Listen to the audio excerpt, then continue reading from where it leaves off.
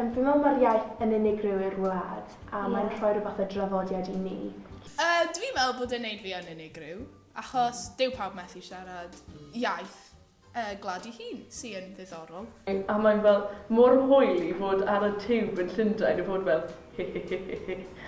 ti'n gwybod bod neb yn gwybod be chi'n ddweud. Gyda'r iaith Cymraeg, mae'n rhoi fel fantais i ni pan ni'n mynd mas i'r byd gwaith. Ddefnyddiol iawn yn y dyfodol, pryd ni fel enghraifft yn trio cael swydd hefyd. Ti'n dweud, dwi'n siarad Cymraeg, fel pan ti'n siarad gyda rhywun, a maen nhw fel, dwi'n siarad Cymraeg. A dyma instantly rwy'n siarad ffrindiau. Felly dwi'n meddwl, os ydyn ni'r bobl ifanc yn cario mewn siarad y iaith a hysbysebu yr iaith a wneud yn beth fwy, fydd y dan parhau.